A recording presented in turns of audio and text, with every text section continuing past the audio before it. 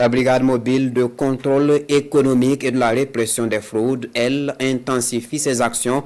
Elle a fermé un magasin de reconditionnement de boissons alcoolisées Félaté dans le quartier Pissi de Ouagadougou.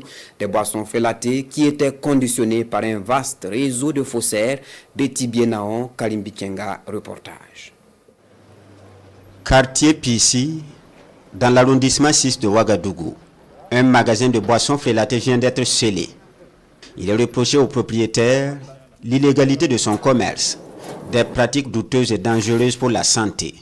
Son mode opératoire, reconditionner des boissons importées dans de nouveaux emballages et les remettre sur le marché. C'est un commerçant qui s'attend en tout cas à de longues sanctions, notamment un paiement d'amende lourde pour cette faute qu'il vient de commettre. Mais en plus de ça, le dossier pourrait être instruit devant les juges pour qu'il puisse être poursuivi pour quand même ces cas que nous avons jugés très utiles et très dangereux pour la santé de nos consommateurs. Le présumé fautif a 72 heures pour répondre à la brigade mobile de contrôle économique et de la répression des fraudes.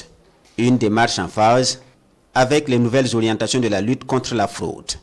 Désormais, tous les opérateurs économiques, tous les commerçants qui vont s'adonner à ces genres de pratiques se verront, en tout cas c'est leur chemin, la brigade mobile, et qui devrait quand même subir toute la rigueur de la loi. La valeur de la marchandise incriminée est estimée à 30 millions de francs CFA.